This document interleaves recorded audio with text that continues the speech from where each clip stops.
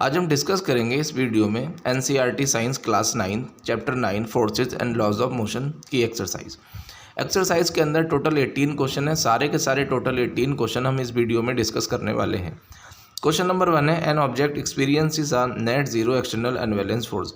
Is it possible for the object to be travelling with a non zero velocity? If yes, state the condition that must be placed on the magnitude and direction of the velocity. If no, provide a reason.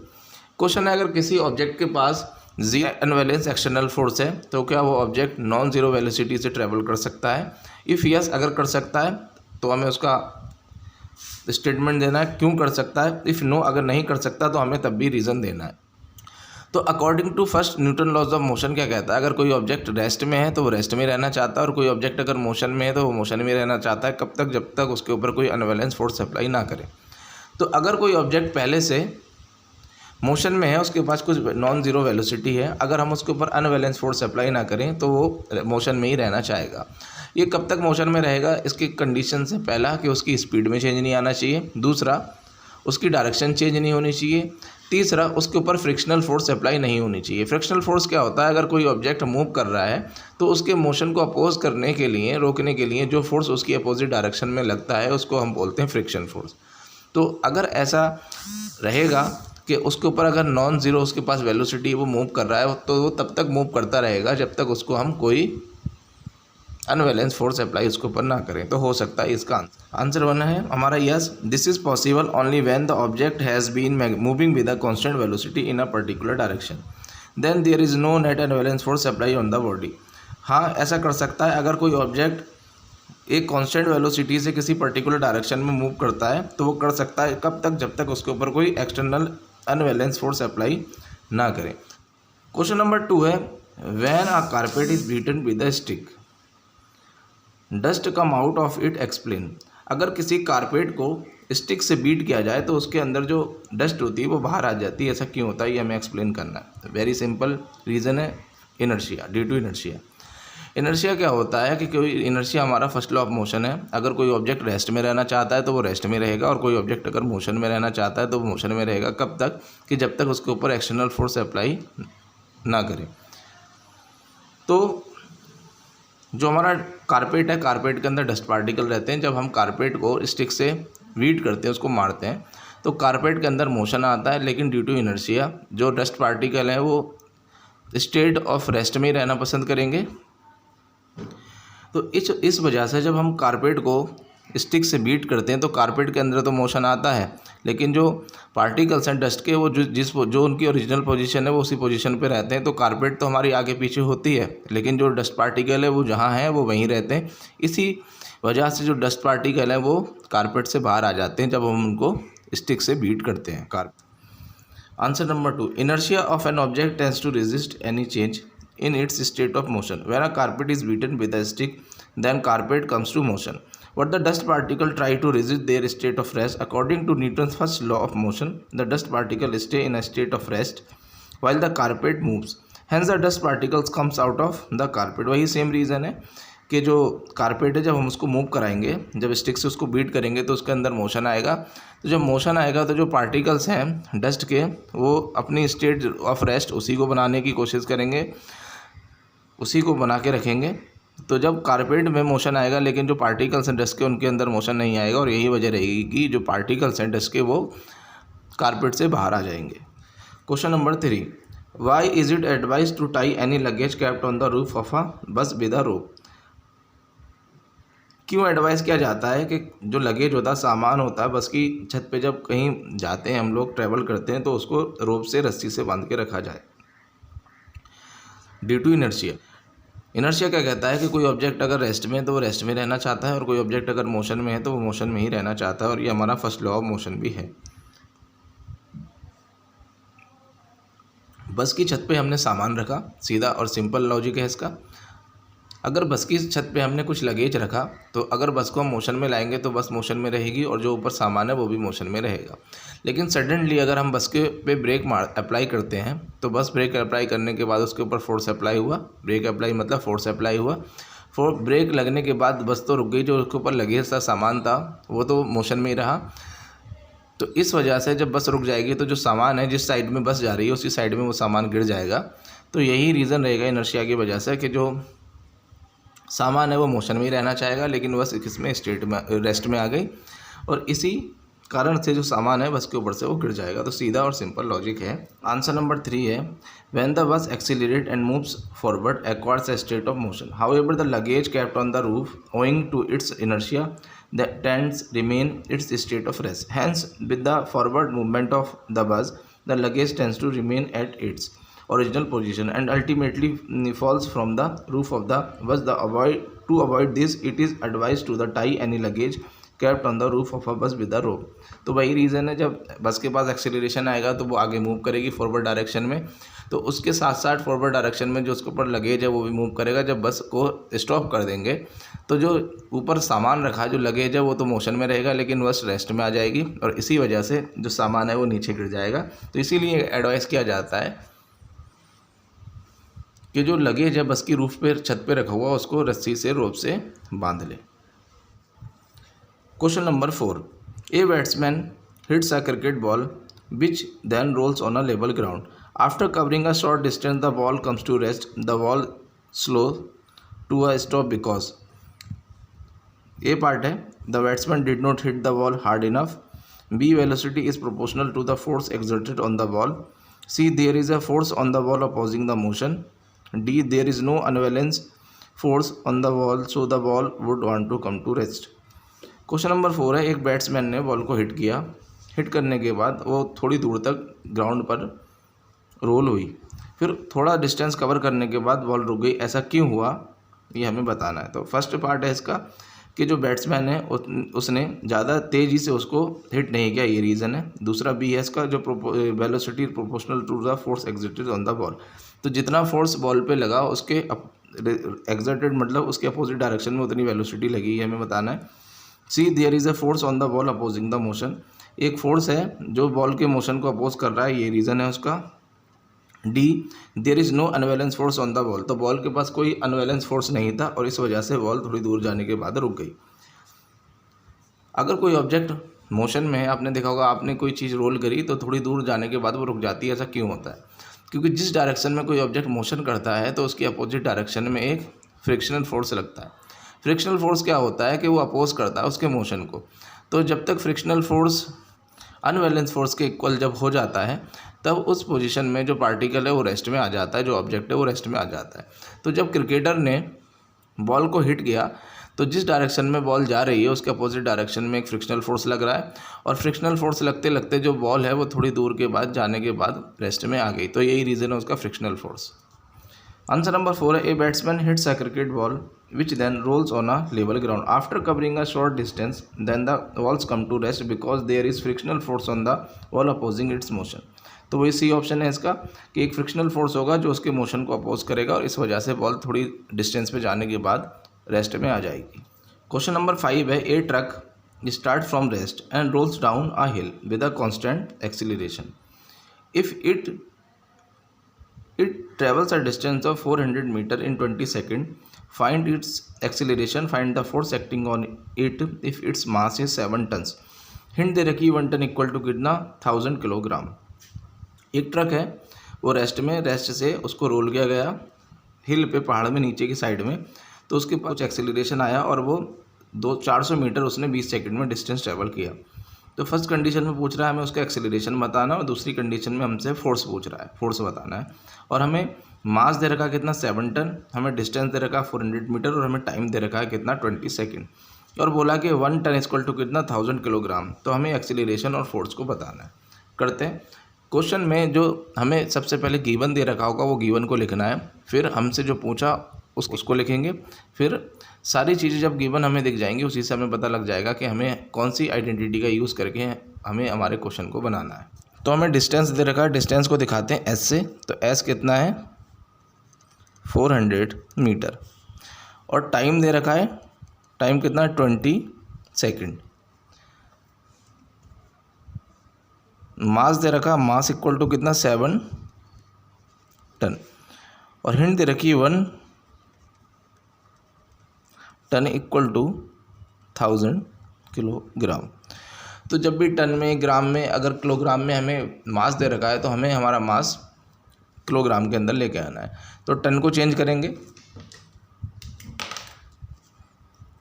तो मास हमारा ton में, ton की multiply 1000 से करेंगे तो ये आ जाएगा कितना हमारा 7000 किलोग्राम। तो मास हमारा किलोग्राम में मिल गया। अब जब हमें किलोग्राम में मिल गया तब हम यूज़ कर सकते हैं। हमसे क्या पूछ रहा है? एक्सीलरेशन पूछ रहा है और हमसे फोर्स पूछ रहा है। तो फोर्स का फॉर्मूला होता है कितना? m/a। मास तो हमें दे रखा है, अगर हमें एक्सीलरेशन मिल जाए तो हम फोर्स निकाल सकते हैं। अब एक्सीलरेशन, हमें डिस्टेंस दे रखा है, हमें टाइम दे रखा है, और उसने बोला कि जो इनिशियल में जो ट्रक था वो किस में था? रेस्ट में। तो इनिशियल वेलोसिटी कितनी उसकी? 0। एक्सीलरेशन निकालते हैं तो हमारे पास 3 इक्वेशन ऑफ मोशन थी जो हमने प्रीवियस चैप्टर में पढ़ी थी। पहली v = u + at, दूसरी इक्वेशन थी s = कितना? ut + ½ a t², और तीसरी थी v² - u² कितना? 2as। ये इक्वेशन 1 है, ये इक्वेशन 2 है, और ये इक्वेशन हमारी 3rd है। इसमें b हमारा फाइनल वेलोसिटी, u हमारा इनिशियल वेलोसिटी, a एक्सीलरेशन और t टाइम, सब में वही सेम लॉजिक है। तो हमें क्या क्या दे रखा है? हमें इनिशियल वेलोसिटी दे रखी है 0, यानी u दे रखा है, हमें t दे रखा है, और हमें s दे रखा है। हमसे a पूछा तो u दे रखा है, s दे रखा है, t दे रखा है। तो इसमें v तो दे नहीं रखा तो ये लगा नहीं सकते। तो s दे रखा है, u दे रखा है, t दे रखा है, तो यही तो बचेगा अननोन वेरिएबल t। तो ये लगाते हैं। तो s = कितना? ut + ½ at²। s की वैल्यू कितनी है? 400। u इनिशियल वेलोसिटी कितनी? 0 इंटू टाइम कितना? 20, प्लस कितना? ये ½ इंटू a एक्सीलरेशन हमें चाहिए, और टाइम कितना हमारा? 20 सेकेंड, यानी t का स्क्वायर। सॉल्व करते हैं। ये तो हमारा 400 रहा, 0 इंटू 20 तो 0, और ये कितना? 0 + ½ इंटू कितना? a इंटू 20 इंटू कितना? 20।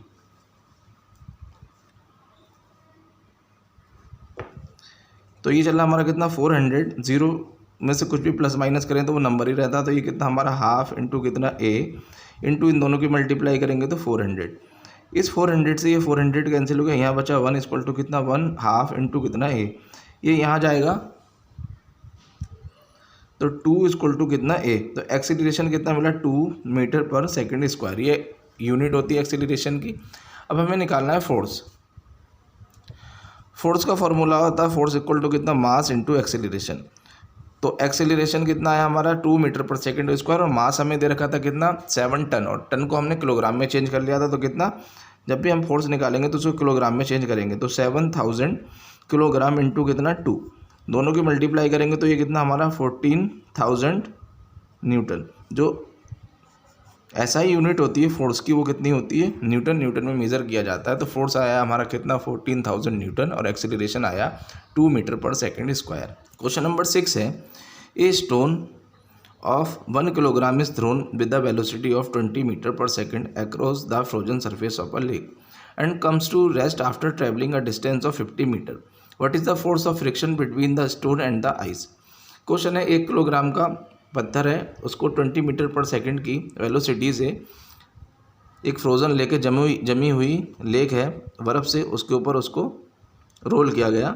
तो 50 मीटर डिस्टेंस ट्रेवल करने के बाद जो स्टोन था वो रेस्ट में आ गया।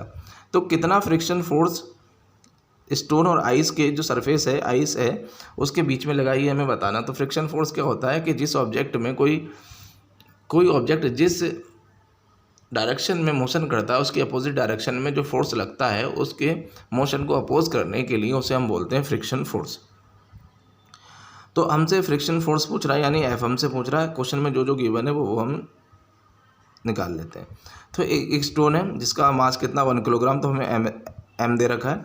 वेलोसिटी कितना? 20 मीटर/सेकंड है, यानी उसको जब रोल किया तो इनिशियल वेलोसिटी यू कितना उसका? 20 मीटर/सेकंड। और उसने कहा कि कुछ 50 मीटर दूरी के बाद जो स्टोन था वो जाके रेस्ट में आ गया, यानी फाइनल वेलोसिटी उसकी कितना? 0। अगर कोई चीज़ रुक जाती है तो वहाँ पर उसकी वेलोसिटी 0 होती है।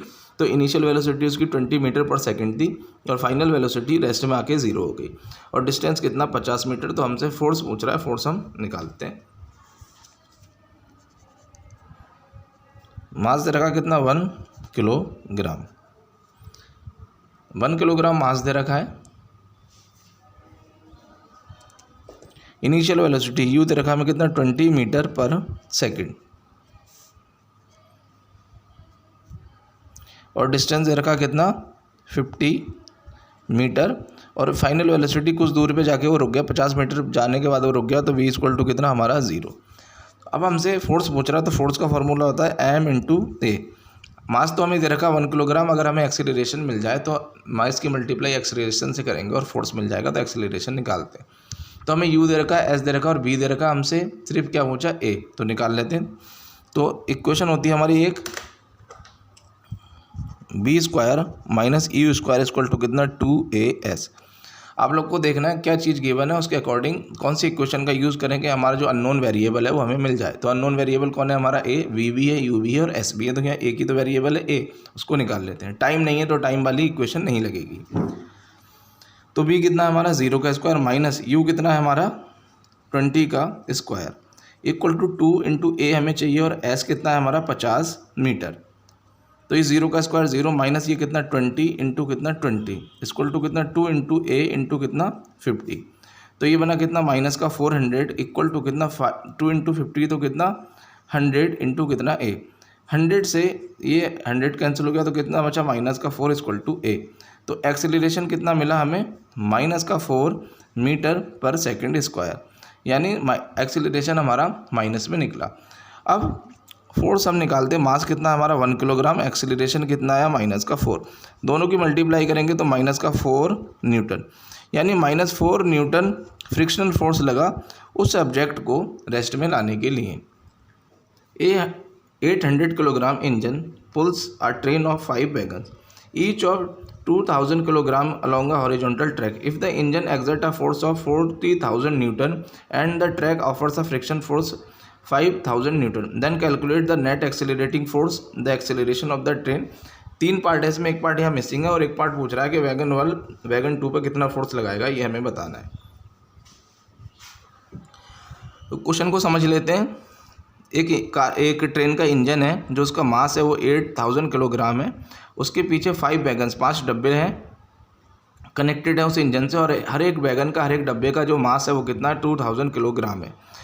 तो जो ट्रेन है वो ट्रैक पर जो फोर्स लगा रहा है डब्बों को खींचने के लिए वो कितना 40,000 न्यूटन लगा रहा है, और उसके मोशन को ट्रेन के मोशन को रोकने के लिए जो उसके ऊपर फोर्स लग रहा है अपोजिट डायरेक्शन में वो कितना 5,000 न्यूटन लग रहा है। तो हमें बताना नेट एक्सीलरेटिंग फोर्स कितना होगा। तो ट्रेन को एक्सीलरेट करने के लिए चलाने के लिए कितना फोर्स लगा ये हमें बताना है। करते हैं, जो जो चीज़ क्वेश्चन में गिवन दे रखी है वो लिख लेते हैं। फिर पहले एक डायग्राम बना लेते हैं, रफ डायग्राम।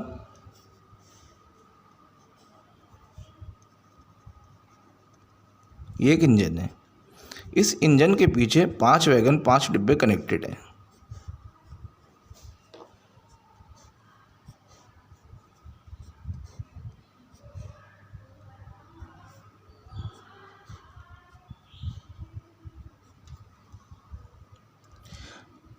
हर एक का मास कितना 2,000।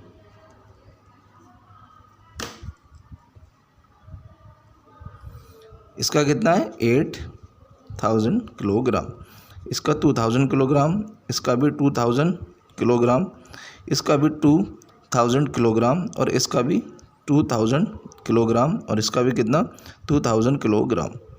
सबका 2,000 किलोग्राम मास है। इस ट्रेन को मान लो ये ट्रेन इस डायरेक्शन में चल रही है, एरो से दिखा लेता हूँ मैं, इस डायरेक्शन में। तो इस डायरेक्शन में इसको जो फोर्स लग रहा है इंजन लगा रहा है वो कितना 40,000 न्यूटन का लगा रहा है। तो इसके अपोजिट डायरेक्शन में इसको रोकने के लिए एक फोर्स लग रहा है इस डायरेक्शन में, वो लग रहा है कितना 5,000 न्यूटन। तो ट्रेन को एक्सीलरेट करने के लिए, इस ट्रेन को चलने के लिए कितना नेट फोर्स लगा वो हमें निकालना है। तो 40,000 फोर्स इधर लग रहा है, 5,000 फोर्स इधर लग रहा है, यानी टोटल फोर्स में से ये 5,000 को हम क्या कर दें माइनस कर दें, तो हमारा नेट एक्सीलरेटिंग फोर्स निकल आएगा। तो निकाल लेते हैं। फर्स्ट पार्ट हमारा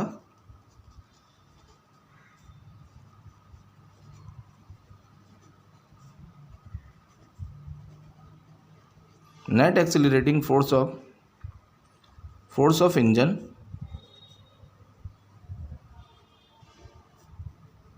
to pull the train minus friction force जो अपोजिट डायरेक्शन में लगता है। तो इंजन कितना फोर्स लगा रहा है ट्रेन को पुल करने के लिए 40,000 माइनस उसके अपोजिट डायरेक्शन में लग रहा है कितना 5,000। 40,000 में से 5,000 गया तो कितना 35,000 न्यूटन। ये हमारा नेट एक्सीलरेटिंग फोर्स निकल के आया पहले पार्ट का आंसर। सेकंड पार्ट क्या कह रहा है, सेकंड पार्ट में एक्सीलरेशन ऑफ द ट्रेन, हमें ट्रेन का एक्सीलरेशन निकालना है। तो एक्सीलरेशन निकालने के लिए वही रखेंगे एफ इक्वल टू कितना एम इंटू ए। अब हमें ट्रेन का एक्सीलरेशन निकालना है। तो ट्रेन का फोर्स हमें कितना है कि ट्रेन एक्सीलरेट होने के लिए कितना फोर्स उसको लग रहा है, उसको 35,000 न्यूटन। मास हमें दे रखा है, मास पूरी ट्रेन का निकाल लेते हैं, फिर फोर्स को डिवाइड कर देंगे मास से तो हमें एक्सीलरेशन मिल जाएगा। कितना है मास ऑफ इंजन 8,000 किलोग्राम और हर एक डिब्बे का 2,000 किलोग्राम। तो 5 डिब्बे हैं, पाँचों का कितना हो जाएगा, इसका 2,000, इसका 2,000, इसका 2,000, इसका 2,000, इसका 2,000, तो सबका कितना 10,000 यानी 10,000 की को प्लस करेंगे 8,000 में तो 18,000 पूरी ट्रेन का मास है। तो सेकंड पार्ट में मास ऑफ ट्रेन कितना, mass of engine plus mass of 5 wagons, पांचों डिब्बों का मास ऑफ इंजन कितना है, ये 8,000 प्लस 5 इंटू एक डब्बे का मास कितना है 2,000 मल्टीप्लाई करेंगे तो 8,000 प्लस कितना, ये हमारा कितना 10,000, दोनों को प्लस करा तो कितना 18,000। ये निकल के आया कितना मास किलोग्राम में।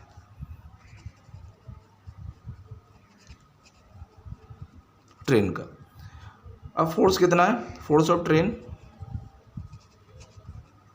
अभी निकाला है हमने कितना 35,000 न्यूटन। अब फॉर्मूले में रखते हैं और आंसर निकाल लेते हैं।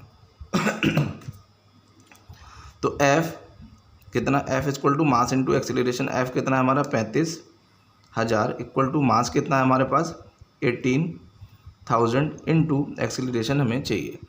तो एक्सीलरेशन को यहीं रखेंगे और 35,000 के नीचे इसको ले आएंगे, डिवाइड कर लेंगे 35,000 से किसको 18,000 को, 1 0 से 1 0, 1 0 से 1 0 और 1 0 से 1 0, तो कितना बचा 35 अपॉन कितना 18, तो 2 टाइम में तो चला जाता है 36, तो ये आएगा हमारा 1.94 मीटर पर सेकंड स्क्वायर। ये मिला हमें एक्सीलरेशन।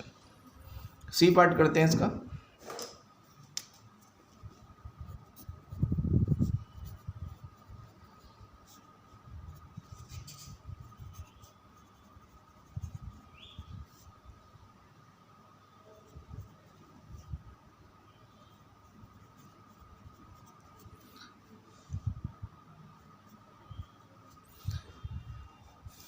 सी पार्ट है कि वैगन 1 वैगन 2 पे कितना फोर्स लगा रहा है ये हमें निकालना है।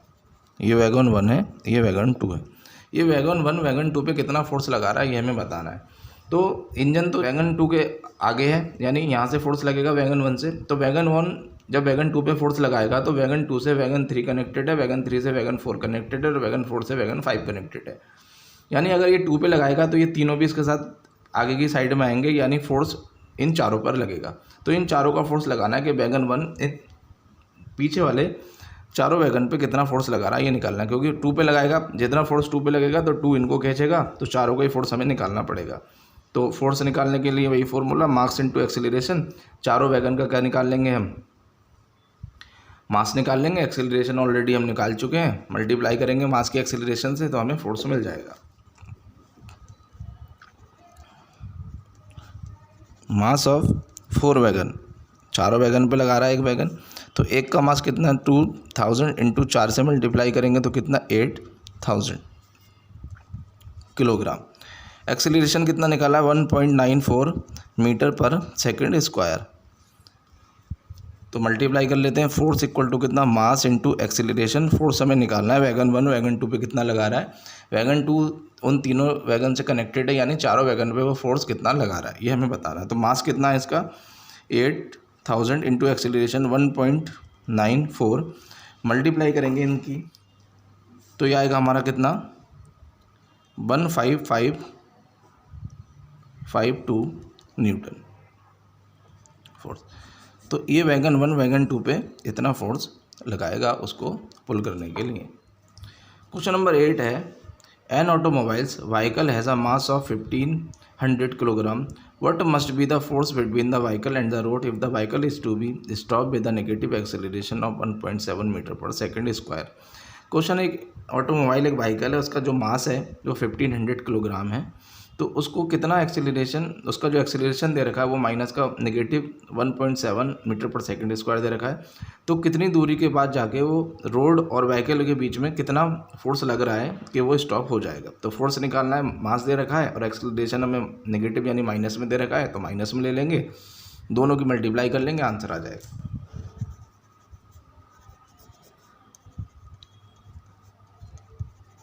मास ऑफ व्हीकल का जो मास दे रखा है वो कितना दे रखा है हमें 1500 किलोग्राम, और जो एक्सेलरेशन दे रखा है वो दे रखा है कितना माइनस का 1.7 मीटर पर सेकेंड स्क्वायर। अब फोर्स निकालना, तो फोर्स का फॉर्मूला कितना होता है, मास इंटू एक्सेलरेशन। फोर्स हमें निकालना है, मास कितना है 1500, एक्सेलरेशन कितना माइनस का 1.7, दोनों की मल्टीप्लाई करेंगे तो आएगा ये हमारा कितना माइनस का 2550 न्यूटन फोर्स। तो इतना माइनस का फोर्स लगेगा उस व्हीकल को स्टॉप करने के लिए। क्वेश्चन नंबर 9 है, what is the momentum of N object of mass m moving with the velocity v।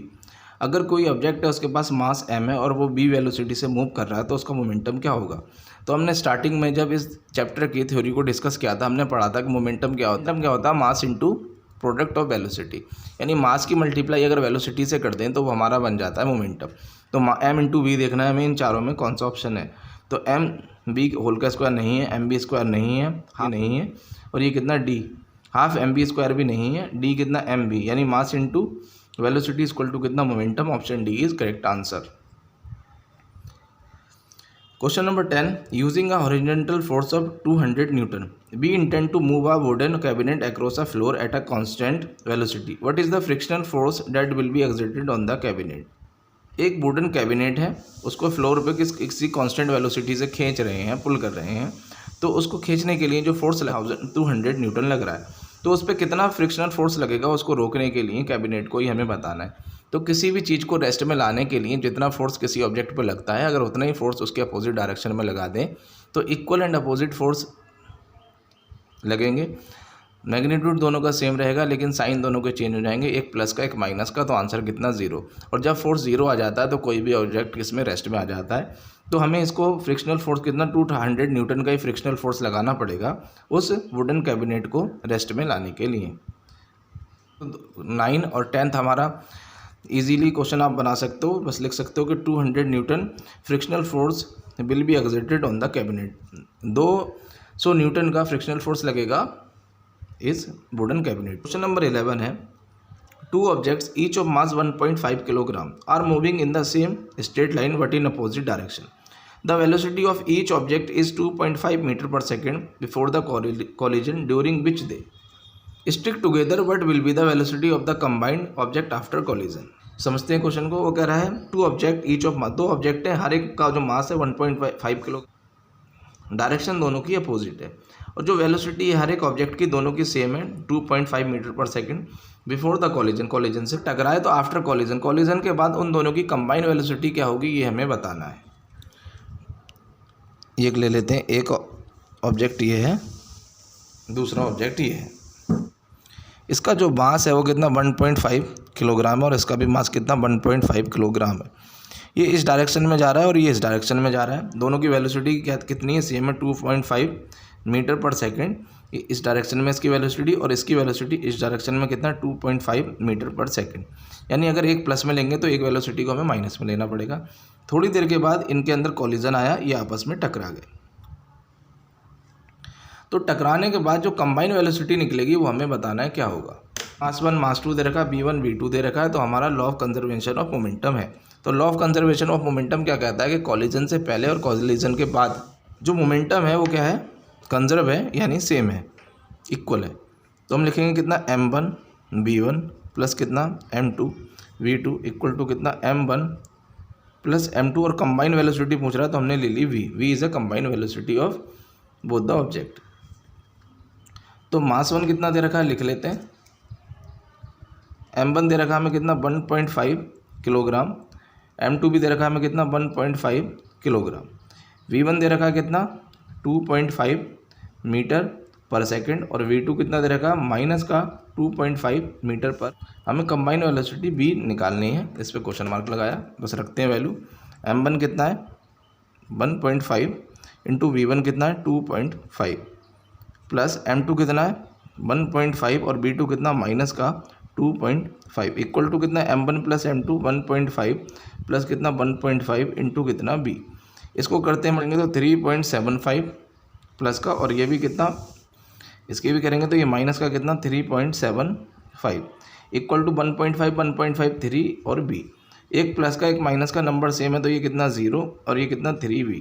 तो v इक्वल टू कितना 0/3, तो v की वैल्यू कितनी मिली 0, यानी जो कंबाइंड वेलोसिटी होगी दोनों ऑब्जेक्ट की कितनी 0, तो इसकी भी 0 इसकी भी 0, यानी ये एक साथ रुक गए। क्वेश्चन नंबर 12 है according to third law of motion when we push an object the object pushes back on us with an equal and opposite force. If the object is a massive truck parked along the roadside, it will probably not move. As a student justifies this by answering that the two opposite and equal forces cancel each other.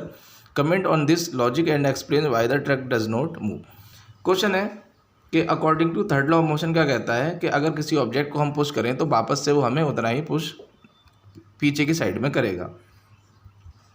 अगर कोई object अगर massive truck है पर rest position पे खड़ा है यानी parked है, तो उसको अगर कोई ट्रक रोड साइड में पार्क है तो वो मूव नहीं कर रहा है, तो वो इसलिए नहीं कर रहा है, एक आंसर एक स्टूडेंट ने उसको जस्टिफाई करा, वो इसलिए नहीं कर रहा है क्योंकि इक्वल एंड अपोजिट फोर्स लग रहा है कि जितना फोर्स ट्रक ने रोड लगा रहा है ट्रक के ऊपर, तो इक्वल एंड अपोजिट फोर्सेज एक दूसरे को कैंसिल कर रही हैं, इसीलिए ट्रक मूव नहीं कर रहा है। ये स्टूडेंट ने जस्टिफिकेशन दिया, उस पर हमें कमेंट करना है उसके लॉजिक को और एक्सप्लेन करना है कि ट्रक मूव क्यों नहीं कर रहा है। आंसर है answer number 12, the truck has a large mass, therefore the static friction between the truck and the road is also very high. To move the car one has to apply a force more than the static friction. Therefore when someone pushes the truck and truck does not move, then it can be said that the applied force in one direction is cancelled out by the frictional force of equivalent amount acting in the opposite direction. जो student कह रहा था कि उसने equal and opposite force लगा रहे हैं और फोर्स कैंसिल हो जा रहा है, इस वजह से ऐसे ट्रक मूव नहीं कर रहा है, उसका लॉजिक ये गलत है। कैसे? क्योंकि जो ट्रक है उसका मास बहुत ज़्यादा है और रोड के और ट्रक के बीच में फ्रिक्शनल फोर्स बहुत ज़्यादा लगेगा। को मूव कराना है तो उसके लिए हमें क्या लगाना पड़ेगा, उसके ऊपर फोर्स लगाना पड़ेगा। तो अगर हम कोई पर्सन उसके ऊपर फोर्स लगाता है और कार के रेस्ट से वो मोशन में नहीं आता, यानी उसमें मूवमेंट नहीं आता कि जितना फोर्स किसी पर्सन ने उसके ऊपर लगाया तो ट्रक ने वापस से उतना ही फोर्स उसके ऊपर लगाया, और किसी पर्सन ने उस ट्रक के ऊपर फोर्स लगाया तो उसकी अपोजिट डायरेक्शन में एक फ्रिक्शनल फोर्स लगा और उसके फोर्स को उसने कैंसिल कर दिया, इस वजह से ट्रक मूव नहीं हुआ। अगर हमें ट्रक को मूव कराना है तो एक हमें बहुत ही ज़्यादा फोर्स लगाना पड़ेगा, उसी की वजह से हमारा जो ट्रक है वो मोशन में आ सकता है। तो वो इसलिए मोशन में नहीं आता है क्योंकि जो मास है ट्रक का वो बहुत ज़्यादा होता है और उस पर फ्रिक्शनल फोर्स बहुत ज़्यादा लगाती है अर्थ, इसी वजह से जो ट्रक है वो रेस्ट में रहता है। क्वेश्चन नंबर 13 है a hockey ball of mass 200 gram travelling at a 10 metre per second is struck by a hockey stick so as to return its along its original path with a velocity at 5 metre per second. Calculate the magnitude of change of momentum occurred in the motion of the hockey ball by the force applied by the hockey stick. Question है एक 200 ग्राम की ball है और 10 metre per second velocity से hockey की side में आ रही है, फिर हॉकी से उसको हिट किया गया, फोर्स लगाया, तो वो जो बॉल थी वो 5 मीटर पर सेकंड की स्पीड से वापस जिस साइड से आ रही थी उसी साइड में चली गई। तो हमें calculate the change of momentum, तो हमें उसके कैलकुलेट करना है जो उसके मोमेंटम में चेंज आया। करते हैं जो जो क्वेश्चन में चीज़ें गिवन दे रखी है वो लिख लेते हैं, उसी के अकॉर्डिंग। मास दे रखा कितना 200 ग्राम, तो जब भी ग्राम में दे रखा होगा तो उसको हम चेंज करेंगे किसमें, किलोग्राम में चेंज कर लेंगे, लिए 1000 से मल्टीप्लाई सॉल्व करेंगे तो कितना 0.2 किलोग्राम, ये हमें मास मिला किसका, बॉल का। जो वेलोसिटी मान लो v1 वेलोसिटी से बॉल हॉकी से टकराई तो उसकी जो वेलोसिटी थी वो कितनी थी 10 मीटर पर सेकेंड। और v2 वेलोसिटी जब हॉकी से टकराने के बाद जब हॉकी ने उसके ऊपर फोर्स लगाया तो वापस से वो अपोजिट डायरेक्शन में गई तो माइनस कितना 5 मीटर पर सेकंड से तो कितना माइनस का 5 मीटर पर सेकंड, क्योंकि अगर मान लो इस डायरेक्शन में बॉल आ रही है और जब बॉल हॉकी ने उसको हिट किया तो वापस इस डायरेक्शन में जा रही है, तो ये पॉजिटिव और ये नेगेटिव। जब डायरेक्शन चेंज होती है तो एक को पॉजिटिव लेते हैं और एक को नेगेटिव ले लेते हैं। तो चेंज इन मोमेंटम का फॉर्मूला होता है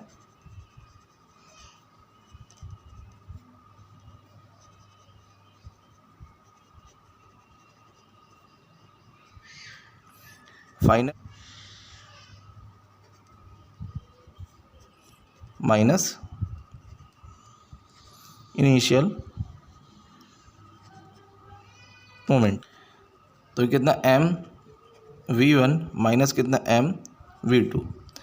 m दोनों में सेम है, निकाल लेते हैं। तो कितना v1 माइनस v2, मास कितना है हमारा 0.2 और v1 कितना है हमारा 10, माइनस फार्मूले का और माइनस वेलोसिटी का, तो ये प्लस का कितना 5, तो ये कितना 0.2 इंटू कितना 15, मल्टीप्लाई करेंगे तो कितना 3 किलोग्राम मीटर पर सेकेंड। ये हमारा चेंज इन मोमेंटम कितना आया 3 kilogram metre per second. Question number 14 है, a bullet of mass 10 gram travelling horizontally with a velocity of 150 metre per second strike a stationary wooden block and comes to rest in 0.03 second. Calculate the distance of penetration of the bullet into the block. Also calculate the magnitude of the force exerted by the wooden block on the bullet. Question एक bullet है, उसका मास 10 ग्राम है, वो horizontal direction में 150 metre per second की velocity से उसने move किया और वुडन ब्लॉक से टकराने के बाद वो जो बुलेट थी वो रेस्ट में आ गई, यानी इनिशियल वेलोसिटी उसकी कितना 150 मीटर पर सेकंड और जब रेस्ट में आ गई तो फाइनल वेलोसिटी कितना उसका 0। और उस फायर होने पर वुडन ब्लॉक से टकराने का टाइम जो लगा 0.3 सेकंड लगा। तो हमें कैलकुलेट करना है मैग्नीट्यूड ऑफ फोर्स, यानी फोर्स हमें बताना है कितना फोर्स उस गन ने उस बुलेट पे लगाया। जो जो चीज़ गिवन है वो लिख लेते हैं, उसी के अकॉर्डिंग आंसर बन जाएगा।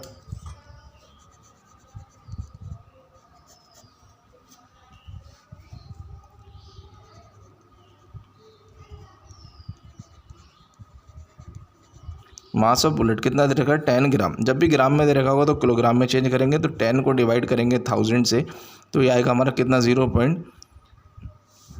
Kilogram. Initial velocity you they रखा कितना 150 मीटर पर सेकंड और जाने के बाद वो वुडन ब्लॉक से टकराई तो फाइनल वेलोसिटी उसकी कितनी 0, यानी रेस्ट में आ गई। टाइम जो लग रहा है उसको कितना 0.03 सेकंड। तो हमें फोर्स बताना है, फोर्स कितना लगेगा। फोर्स होता है कितना हमारा, फोर्स का फॉर्मूला होता है कितना मास इंटू एक्सेलरेशन। तो मास तो हमें दे रखा 0.0 किलोग्राम, हमें चाहिए एक्सेलरेशन। तो अगेन हमारे पास u है, v है, t है, तो कौन सी इक्वेशन लगेगी। तो v इक्वल टू कितना u प्लस v कितना 0, u कितना 150 प्लस a हमें चाहिए, a कितना t कितना 0, ये कितना 150 0.03 इंटू ए, ये 150 इधर आया तो कितना माइनस का 150 बना और ये कितना 0.03 इंटू कितना ए यहीं रहा, ये माइनस में 150 रहा और ये डिवाइड में चला गया कितना 0.03। इसको इससे डिवाइड करेंगे तो ए की वैल्यू निकल के आएगी कितना हमारा माइनस का 5000 मीटर पर सेकेंड स्क्वायर। अब हमें चाहिए फोर्स, फोर्स निकालते हैं। तो फोर्स का फॉर्मूला क्या होता है मास इंटू, तो फोर्स ऐसे रहा, मास कितना है हमारे पास 0.01 इंटू एक्सेलरेशन कितना है माइनस नहीं लेंगे प्लस लेंगे, क्यों लेंगे भी बता रहा हूँ 5000 metre per second square, multiply करेंगे तो ये आएगा हमारा कितना 50 न्यूटन। तो जब भी हमसे मैग्नीट्यूड की बात करेगा तो मैग्नीट्यूड हमेशा पॉजिटिव होता है, नेगेटिव में नहीं आएगा। तो इसलिए हमने पॉजिटिव एक्सेलरेशन लिया क्योंकि हमें फोर्स पॉजिटिव बनाना था इसलिए। क्वेश्चन नंबर 15 है, an object of mass 1 kilogram travelling in a straight line with a velocity of 10 metre per second collides with and stick to stationary wooden block of mass 5 kg, then they both move off together in the same straight line. Calculate the total momentum just before the impact and just after the impact. Also calculate the velocity of the combined object. Question एक object है, उसका मास 1 kilogram है और वो straight line में travel कर रहा है। कुछ जो वेलोसिटी है ट्रैवलिंग उसकी करने की वो कितना 10 मीटर पर सेकेंड है एक लकड़ी के ब्लॉक से, और जो ब्लॉक का मास है वो कितना 5 किलोग्राम है। Then they both move up together in the same straight line, और वो दोनों टकराने के बाद एक एक स्ट्रेट लाइन में आगे की तरफ मूव करने लग गए। तो कैलकुलेट द टोटल मोमेंटम तो टोटल मोमेंटम हम कैलकुलेट करना है जस्ट बिफोर इम्पैक्ट, टकराने से पहले और टकराने के बाद का, और फिर also calculate the velocity of the object, और जो वेलोसिटी है इस ऑब्जेक्ट की कंबाइंड वेलोसिटी वो हमें निकालनी है। तो हमसे कॉलिजन से पहले मोमेंटम पूछ रहा है और कॉलिजन के बाद मोमेंटम पूछ रहा है, फिर हमसे कंबाइंड वेलोसिटी पूछ रहा है, तीनों चीज़ें पूछ रहा है, निकाल देते हैं। m1 लिख लेते हैं, मास 1 दे रखा है हमें कितना 1 किलोग्राम, और जो मास 2 दे रखा है हमें किसका ब्लॉक का वो कितना 5 किलोग्राम। जो v1 वेलोसिटी दे रखी है वो कितनी 10 मीटर पर सेकंड। तो निकाल लेते हैं कॉलिजन यानी p1 निकाल लेते हैं। p1 क्या, कॉलिजन से पहले हमारा मोमेंटम, तो m इंटू कितना m1 v1, और p2 कितना ये भी हमारा m2 और कितना है v1। तो p1 कितना m कितना है 1 और v1 कितना है हमारा 5। तो p1 कितना लिख रहा है हमारा, सॉरी 5 नहीं 10, वेलोसिटी रखनी है 10। तो ये कितना 10 kilogram metre second.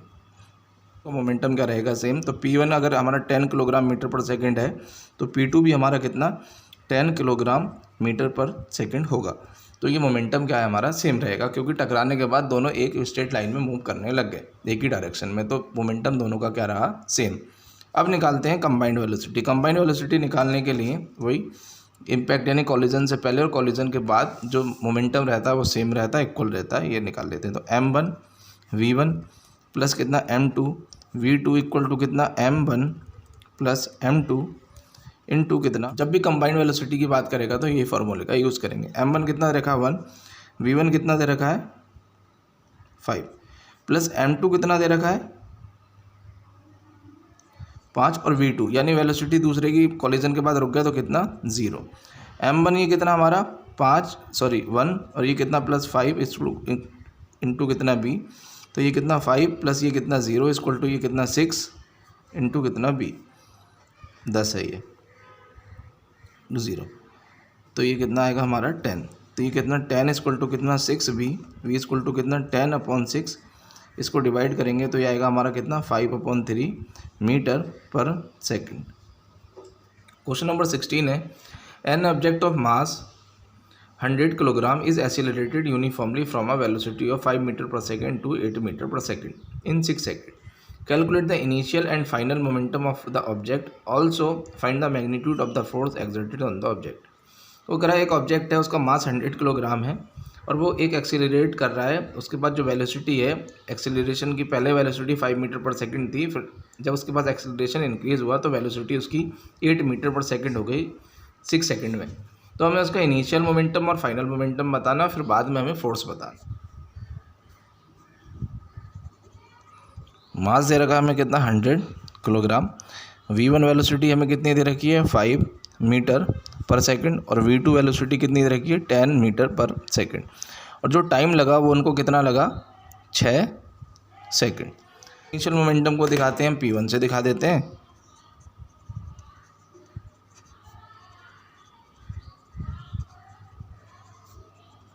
p1 and final momentum दिखा देते हैं हम p2 से।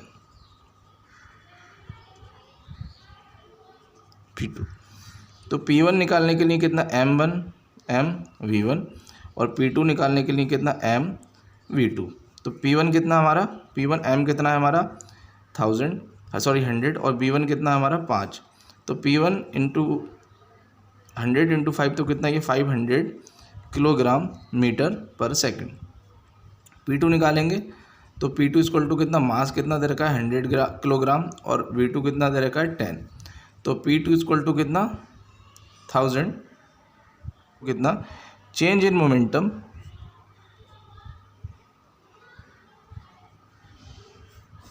Upon time. तो फोर्स चेंज इन मोमेंटम मतलब फाइनल मोमेंटम कितना 1000 माइनस इनिशियल मोमेंटम कितना 500 अपॉन टी कितना है 6।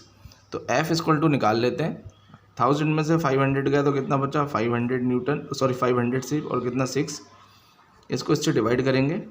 ये सॉरी गलत हो गया, ये जो हमें दे रखा है 10 नहीं है ये 8 है, तो ये कितना हमारा यहाँ 8 आएगा, तो ये भी कितना हमारा 8 आएगा, और यहाँ भी कितना हमारा 8 आएगा, तो यहाँ कितना बचेगा हमारा 300। तो ये कितना हमारा 300 डिवाइडेड बाई 6 कैंसिल करेंगे तो ये कितना 50 न्यूटन, यानी कितना 50 न्यूटन का फोर्स उसके ऊपर। क्वेश्चन नंबर 17 है, Akhtar, Kiran and Rahul were riding in a motor car that was moving with a high velocity on an expressway when an insect hit the windshield and got stuck on the windscreen. Akhtar and Kiran started pondering over the situation. Kiran suggested that the insect suffered a greater change in momentum as compared to the change in momentum of the motor car, because the change in the velocity of the insect was much more than that of the motor car. Akhtar said that since the motor car was moving with a larger velocity, it exerted a large force on the insect, and as a result the insect died. Rahul, while putting an entirely new explanation, said that both the motor car and the insect experienced the same force and a change in their momentum. Comment on this suggestion. Question है, Akhtar, Kiran and Rahul एक car से motor car से riding पे जा रहे थे, तो उनकी विंडशील्ड से एक इंसेक्ट आके टकराया। टकराने के बाद उन तीनों ने अपना अपना सजेशन देना स्टार्ट कर दिया।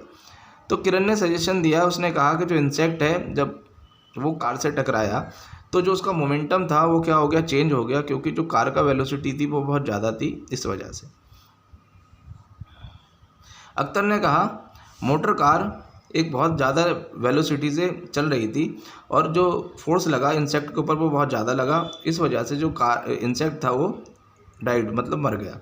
राहुल ने एक नया एक्सप्लेनेशन दिया, उसने कहा मोटर कार और इंसेक्ट ने सेम फोर्स एक्सपीरियंस किया, जिस वजह से उनका मोमेंटम भी क्या है, सेम है। तो हमें इस पर कमेंट करना है इनके सजेशन पे। जब कार एक वेलोसिटी से इंक्रीज़ कर रही है तो कार का मास ज़्यादा है और और जो इंसेक्ट है उसका मास कम है, उसकी वेलोसिटी भी कम है। जब वो इंसेक्ट कार की विंडशील्ड से टकराया तो जब कार की वेलोसिटी ज़्यादा है और मास ज़्यादा है तो उसका मोमेंटम भी ज़्यादा होगा, और इंसेक्ट का मास कम है और वेलोसिटी कम है तो उसका मोमेंटम भी कम होगा। तो जब वो कार के से टकराया तो वो कार की वेलोसिटी से आगे की साइड में जाएगा, यानी उसकी वेलोसिटी में इंक्रीज़ आएगा, यानी उसका मोमेंटम इंक्रीज़ होगा, पहली बात। दूसरी बात, अख्तर ने कहा उसके ऊपर फोर्स ज़्यादा लगेगा और वो डाइड यानी मर जाएगा। तो जब इंसेक्ट कार से टकराएगा तो कार का मास ज़्यादा है और कार हाई वेलोसिटी से चल रही है तो उसका मास फोर्स भी ज़्यादा होगा। जब वो ज़्यादा फोर्स से कार को इंसेक्ट उसके ऊपर टकराएगा, जब उसके ऊपर फोर्स ज़्यादा लगेगा तो उस फोर्स को टॉलरेट नहीं कर पाएगा और ये जो इंसेक्ट है वो डाइड हो जाएगा। तीसरा एक्सप्लेनेशन है, क्योंकि हमने पढ़ा है बिफोर द कॉलिजन और आफ्टर द कॉलिजन जो मोमेंटम होता है वो सेम होता है, तो मोमेंटम दोनों का सेम रहेगा, लेकिन दोनों फोर्स इक्वल एग्जर्ट नहीं करेंगे, क्योंकि कार की वेलोसिटी ज़्यादा है इसलिए उसका फोर्स ज़्यादा होगा और इंसेक्ट की वेलोसिटी कम है इसलिए उसका फोर्स कम होगा। क्वेश्चन नंबर 18 है, how much momentum will a dumbbell of mass 10 kilogram transfer to the floor of its falls from a height of 80 centimetre, take its downward acceleration to be 10 metre per second square. वो कह रहा कितना momentum लगाएगा एक 10 kilogram का dumbbell अगर उसको 80 centimetre की हाइट से एक ज़मीन पर फ्लोर पर फेंक दें, और जो उसका एक्सेलरेशन लगा डाउनवर्ड की डायरेक्शन में वो कितना 10 मीटर पर सेकेंड लगा। तो मोमेंटम निकालते हैं। मास कितना है 10 किलोग्राम, जो हाइट है, हाइट मतलब डिस्टेंस से उसको फेंका वो कितना है 80 सेंटीमीटर। तो सेंटीमीटर को मीटर में चेंज करेंगे तो 80 को 100 से डिवाइड करेंगे तो 0.8 मीटर, और जो एक्सीलरेशन है वो कितना 10 मीटर पर सेकंड स्क्वायर। हमसे पूछा मोमेंटम क्या होता है, P इक्वल टू कितना m इंटू वी। तो मास तो दे रखा है लेकिन हमें वेलोसिटी नहीं दे रखी है, तो वेलोसिटी निकाल लेते हैं। हमें डिस्टेंस दे रखा है, हमें जब डंबल को फेंका तो उसकी जो इनिशियल वेलोसिटी के हाथ में होगा तो डंबल रेस्ट में होगा, रेस्ट में इनिशियल वेलोसिटी कितनी 0। तो हमसे फाइनल वेलोसिटी पूछ रहा है वो हम निकालते हैं। तो v स्क्वायर निकालना है हमें, u स्क्वायर कितना 0 का स्क्वायर इक्वल टू 2, a की वैल्यू कितनी 10 और s कितना दे रखा 0.8। तो v स्क्वायर माइनस 0 तो ये रहा, तो 2 इंटू 10 20 इंटू कितना 0.8। v स्क्वायर मल्टीप्लाई करेंगे तो कितना 16, इसके ऊपर से स्क्वायर हटेगा तो इसके ऊपर रूट लगेगा। तो v इक्वल टू कितना 16 को हम लिख सकते हैं 4 इंटू 4। तो जब दो नंबर रूट के अंदर मल्टीप्लाई में होते हैं तो एक नंबर बाहर आ जाता है और रूट उनका ख़त्म हो जाता है। तो v इक्वल टू कितना 4 मीटर पर सेकेंड। अब इस वेलोसिटी को यहाँ रख देते हैं। तो मोमेंटम इक्वल टू कितना, मास कितना दे रखा 10 किलोग्राम और वेलोसिटी कितना है हमारा 4, तो मोमेंटम कितना आया 40 किलोग्राम मीटर पर सेकंड। तो ये था सॉल्यूशन हमारा क्वेश्चन नंबर 18 का।